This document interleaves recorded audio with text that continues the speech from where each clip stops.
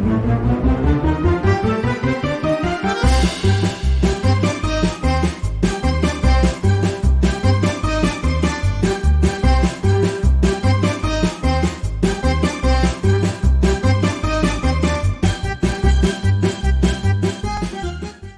everyone, this is Devleena, welcoming you all once again to an exciting episode of Iconic Ads with Devleena and Saurabh.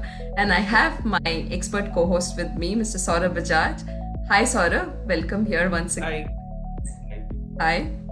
And I am excited to announce our guest for today, Mr. Chandan Jha, who is the managing partner and founder at Simple Tribe. Welcome once again, Chandan, to Icons Behind Brands. Hi. And today, once again, we have you and one more new campaign, a new day, new brand. So, excited to talk about HDFC and this very unique campaign about, can secure mutual funds. Can we have a speech, please?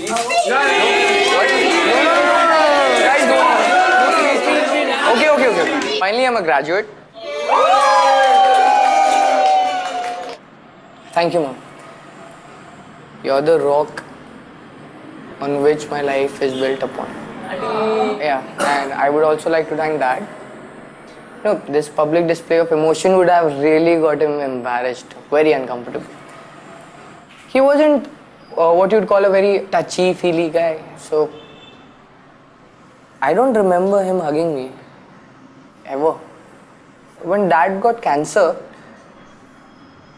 he just became softer.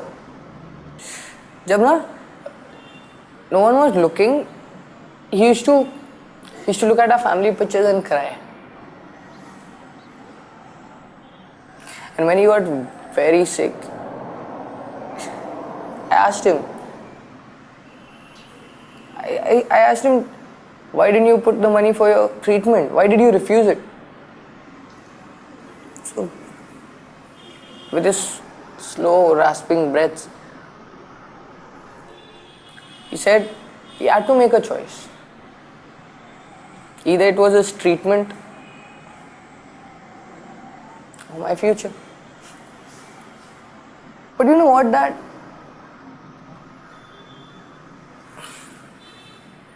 I would give back my degree just to have a few more days back with you. You had no right to take my dad from me, Dad.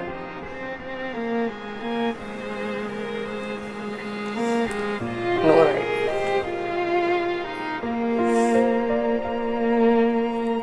So, before we get into that, Chandan, we would like to know about your involvement with the brand, that particular point of time, your association, and a little bit about the campaign. This particular piece is almost, I think, 7 years old, if I'm not mistaken. Yeah. At that point of time, I used to be with Publicis and I was a business head at Publicis India. HDFC was one of the oldest businesses, or rather, we were the people who kind of launched this fund house in India to begin with. So we've seen the ups and downs of that journey, and we've also seen how kind of AMFI or SEBI has kind of put clamps down on mutual fund advertising guidelines and stuff like that. So all said and done, it was still one of those businesses which was very close to our chairman Nakul, and we were like whatever at it all the time. So tell us about the association from the beginning. Like how did a relationship with HDFC pan out? What all are the various stuff that you guys worked on, and then how did this particular brief come about to be? So there were two projects that I really spearheaded when it came to HDFC Mutual Funds. One was when it was mandated for all mutual fund companies to make their own investments in mutual fund education, right? So there's a lot of mutual fund education that we see around, which is being promoted not only by AMFI themselves, but also every mutual fund house by themselves. So that's a piece that we'll talk about separately. So that was one of the big spearheads. And the second one was this particular initiative. The idea was, how do you look at corporate social responsibility in a very mutual fund way? So it's very easy for a company like HDFC Mutual Fund to kind of take some money and park it with an NGO saying, okay, we've done our CSR for the year, and that's the approach that many corporates in India do take. So they might end up spending some of that money on creating some advertising around, but it's all parked into a social cause. This piece can't be looked at as standard advertising, and if you tell me that we have to do it in 30 seconds, it is not something that can happen in 30 seconds. 35? No, not really. So because this needs time for this story to kind of brew, be told, and whatever. So do I have an open canvas? You said, okay, you please feel free to do whatever you want to, right? We've not written it as a 30-second, and nobody is looking at it as a 30-second at this point. Play out and record the story, and then we'll figure out how to do a 30-second version of it if we have to put it on television, right? So with that, he started thinking about the story. He started putting whatever the PPM elements into play and everything else. And then we get the call from the client office saying that, we'll not be able to do the campaign, right? Whatever, because we don't have the money within it to kind of, market. And instead of spending that money on trying to run it as ads or whatever as media monies, we will try and put that money back into Cancer Cure itself. So it just kind of got shelved. But we were so far into it by then that this happened on the day before the PPM, right? So we were so far into it that by then we had already kind of, locked who's the cast, who are the people, who are we doing this with, and everything else, right? So we said, okay, never mind, we will still make the ad. Even if it means it's not going to see television, it doesn't matter. We'll not put it on television. We'll run it wherever we can. We'll leave it on YouTube for people to share amongst themselves, right? We'll do something like that. Then it came down to saying who's financing it. So we don't know who's financing it, but it's okay. Nevertheless, let's go ahead and make it. So we just went ahead and made it. No, there is so much of a discussion that happens around purpose, right? And eventually it's about making a real difference to somebody out there. I think it's one of those buckets which is very difficult to put it into, right? What is CSR? What's not? What's purpose? What's cause? What's philosophy? And all of those little things. But clearly this is one of those pieces where, makes a difference on multiple levels. So it's interesting. And this is something now that whenever I have a discussion on CSR with anyone, I'm like, yeah, theek hai, but why are we just, why are we not making it in a way that it really makes a difference? Now the conversations on CSR that I have with all my clients today is very different from, at least from this piece onwards, we started looking at CSR very. Yeah, no doubt. I think the whole piece of engaging your consumers in CSR is also a big one, which is not something that probably anybody does. And tell me about what we are saying. Does it in any way add to the HDFC master brand proposition or to the mutual fund proposition or the insurance proposition? Do you think that it borrows from one of those slivers, either in terms of creative treatment or in terms of the thought or philosophy? So there's one thing that with HDFC, which I find across what they do, right, is a bit of authenticity. They're true to. So unlike most of the mutual funds or unlike most of the insurance companies or for that matter banks, which start promising the earth and the moon, and if you do this then bringing out a very optimistic picture of what things could be, is a lot more realistic in that form and is a lot more authentic about how they go about it. Even when I remember the earlier HDFC Life, and that's an insurance company which has nothing to do with the mutual fund company, other than having the same name as HDFC, whether it was Sar Utha Ke Jio at the first point, or something that they recently did, which was Khayal Aapka as a campaign, right? They still didn't get into hyperboles with any of them. They're very real and authentic about how they portray what the brands can do for the customers. So even within HDFC, when the second project that I spoke about, which is this whole thing of educating people on how to use mutual funds or how mutual funds can benefit them, was done in a very child's play manner. And we'll talk about the campaign maybe at some other point, right? There was a whole series within that. So it's never about taking it out of context, but keeping it authentic, keeping it real. Yes. So Chandan, would you like to talk about any post impact, after publishing and once the target audience and the people they have? Even in terms of peer buzz or general consumer reactions. Yeah, the impact, the acceptance. Because it was such a small sample to it, right? So there's no real numbers to it. I think unlike most other marketing activity where we have a certain target, right? We know that, okay, we have to hit a certain sales number or whatever. There was nothing over here in that sense. The only thing that we remember at the end of it was that they had collected close to about 100 crores to kind of give out to Cancer Cure. Which does not seem like a small response. Yeah, that's it's a huge. I can't directly attribute it to the ad. Right. So that's why I don't want to get into saying whether it's this or that, right? Like, if it was supported by something saying, okay, so many 100 GRPs got spent on it, so then you can do a pyramid number to say that, where it's impacted and how it's kind of, come down to.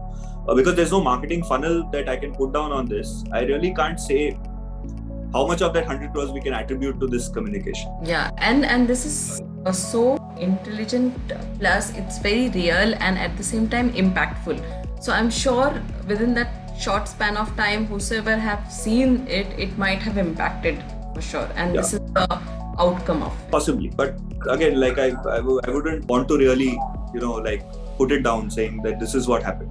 Sorry. Stuff like this, which creates a reverse funnel where you generate word of mouth.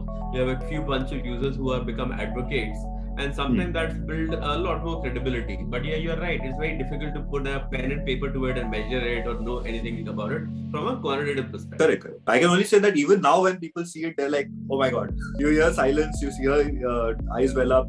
So all that happens. So this I will look at more from a perspective of saying, does it create impact? Does storytelling create impact in a way that that can be real? No, for me, it's an interesting conversation because one, it talks about CSR, the role in brand building.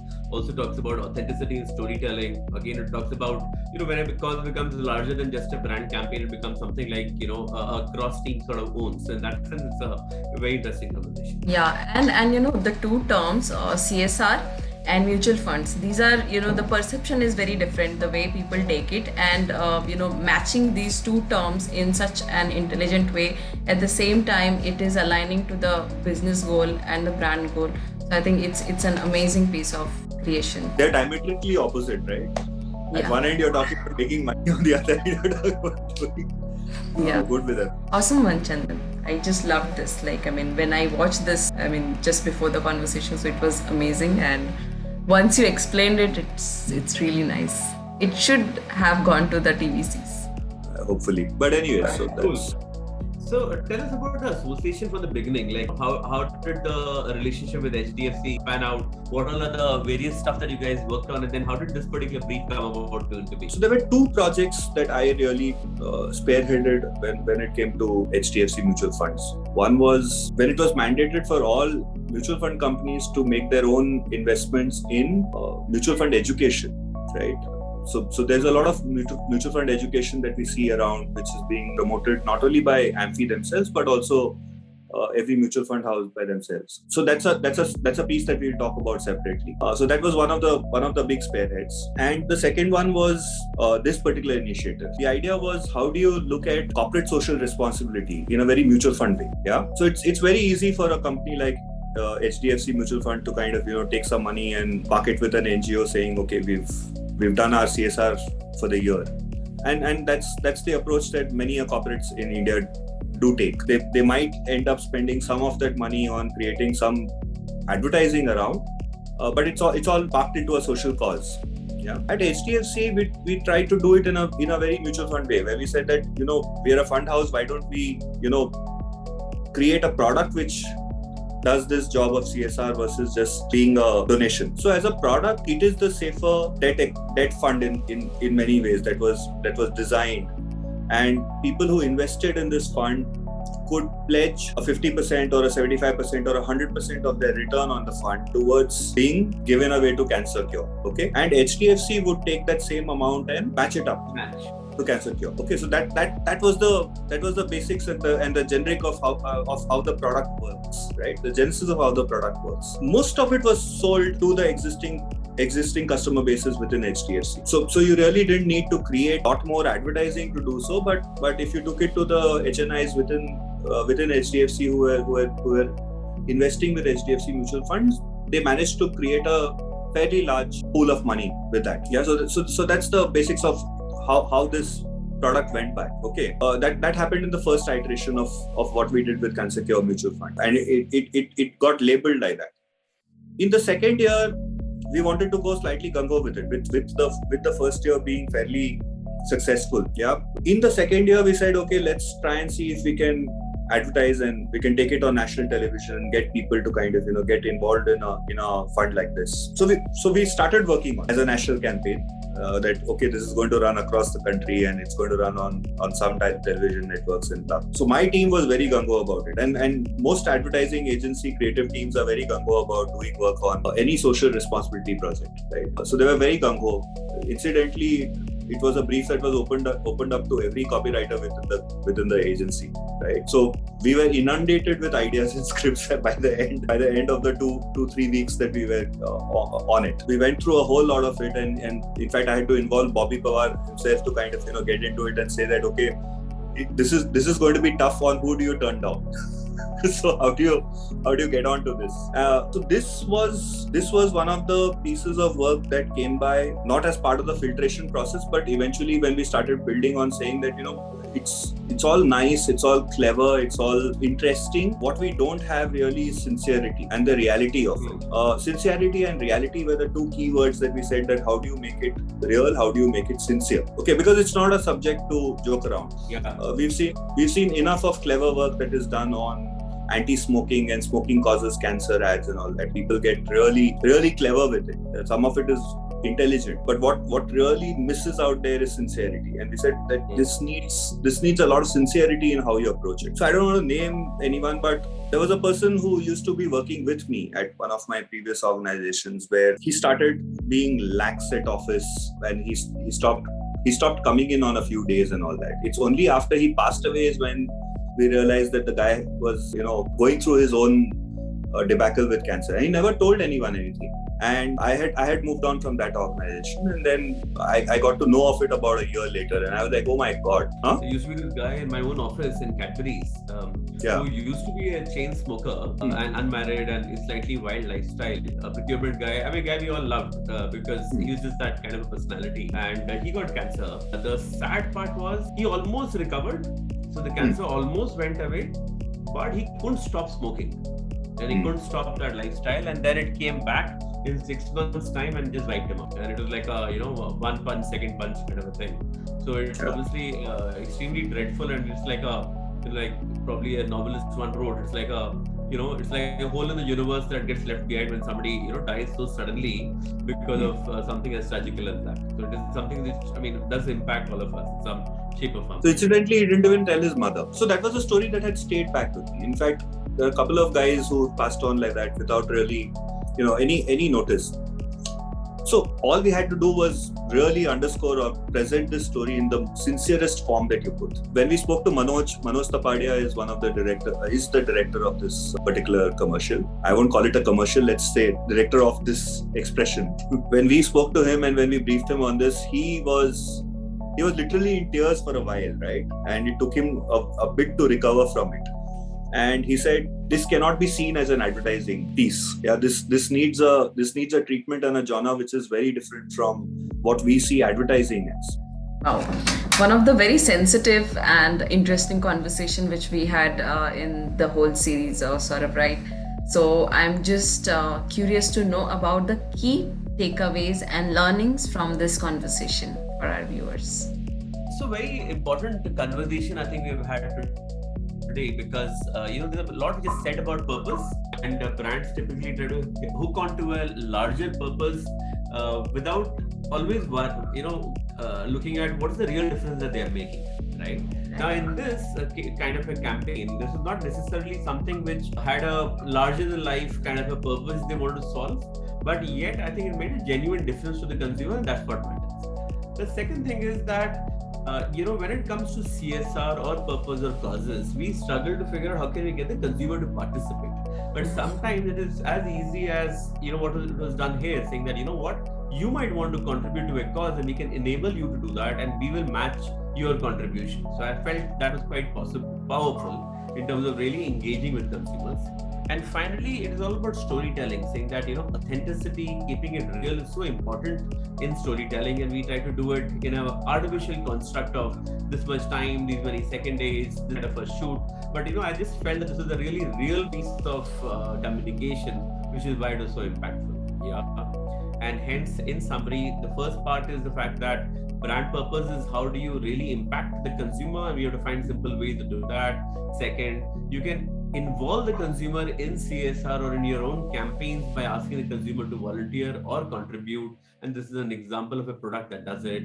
And finally, storytelling has to be sensitive and authentic, which is what we saw in this piece.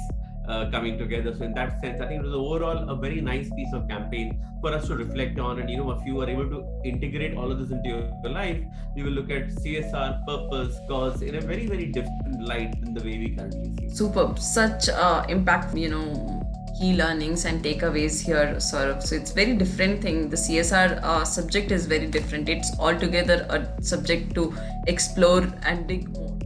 So thank you for sharing such lovely insights with us, and we love to have you here again and again. Looking forward to next.